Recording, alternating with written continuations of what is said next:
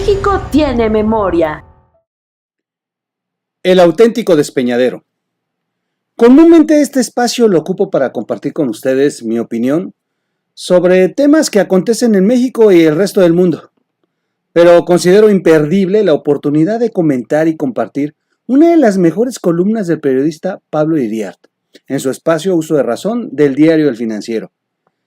El periodista inicia su análisis resaltando que a medida de que en este país nos hundimos por la necedad y la mediocridad del presidente, algunos comienzan a darse cuenta del daño que hicieron al golpear hasta la saciedad al presidente Peña Nieto y promover a un político populista y destructivo y sin preparación para gobernar.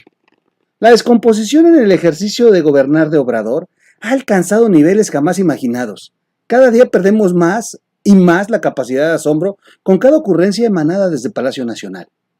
La insania de Obrador ha llegado a extremos patológicos que han venido debilitando estructuras básicas del país. Iriart menciona el caso de la economía y el hecho de no querer ni medir el Producto Interno Bruto, ese que durante campaña prometió que lo haría crecer hasta el 4%. Otro muy grave ejemplo es el autoritarismo de Obrador. Ha llegado a tales extremos que en su equipo de trabajo no se atreven a contar bien los contagios y los fallecimientos por COVID, para no hacer enojar al presidente.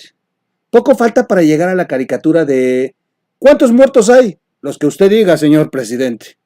Y es aquí donde Iriart nos pregunta, ¿qué les hizo Peña Nieto? ¿Qué les robó? ¿Perdieron su empleo? ¿Les dejó sin becas, sin medicinas? Fue un presidente con luces y sombras, pero básicamente sensato, sin oídos ni rencores, ligero de soportar. Dejó el país creciendo por encima del promedio mundial. Creó 4 millones de empleos. México exportó más manufacturas que todo el resto de América Latina junta. El salario creció 11.7% por encima de la inflación. Sacó a 2 millones de personas de la pobreza extrema.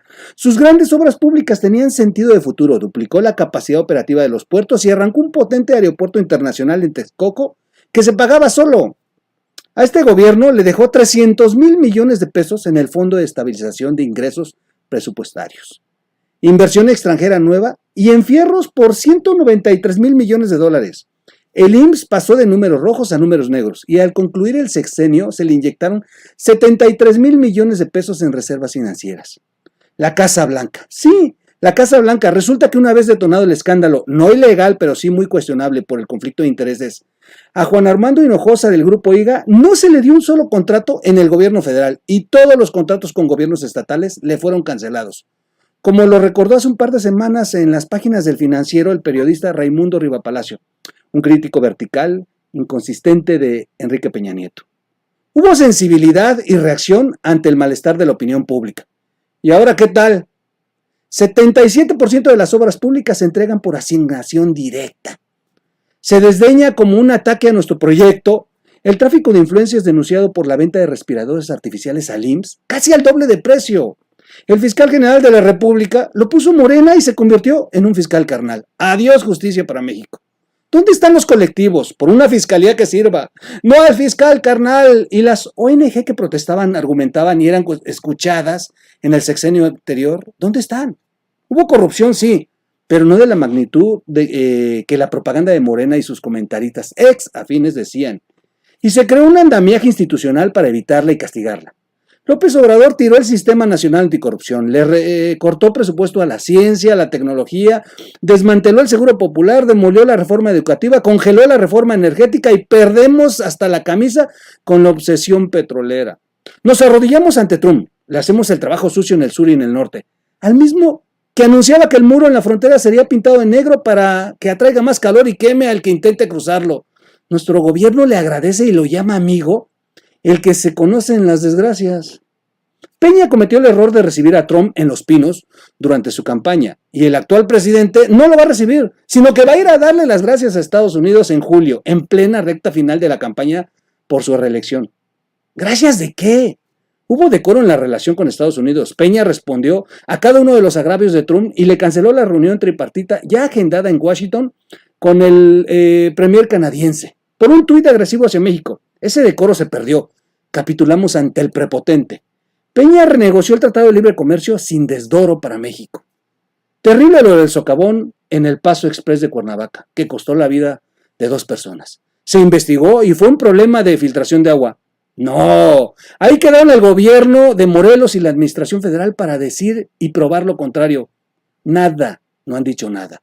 En cambio, en Tlahuililpan, 130 personas murieron calcinadas el año pasado en un festín de huachicol que funcionarios de Pemex inspeccionaron, reportaron 5 horas antes de la tragedia y se dejó correr hasta que ocurrió la explosión.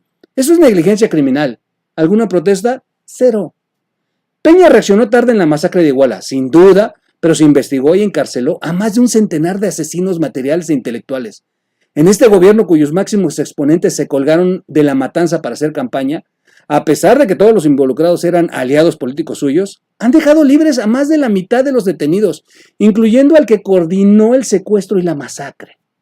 Hubo muchos muertos en la lucha contra la delincuencia, y ahora hay más, con manga ancha a los grupos criminales que se rehicieron porque el gobierno los mima.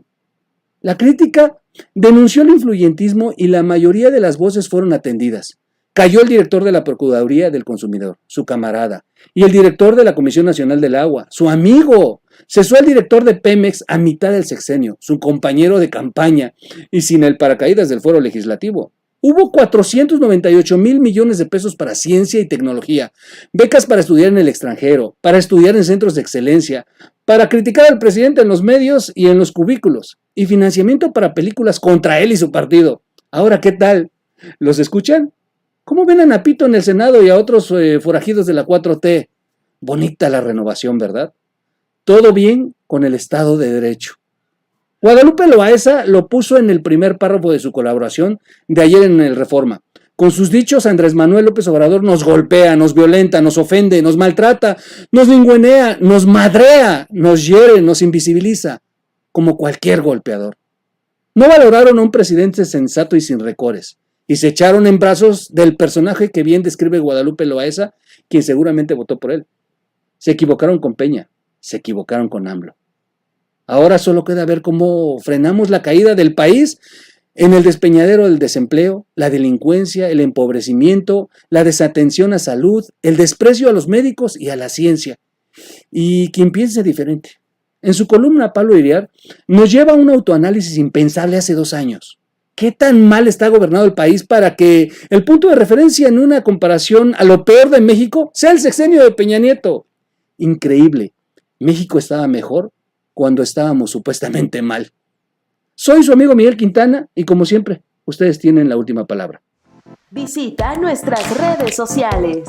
Suscríbete, dale like y comparte. México no olvida.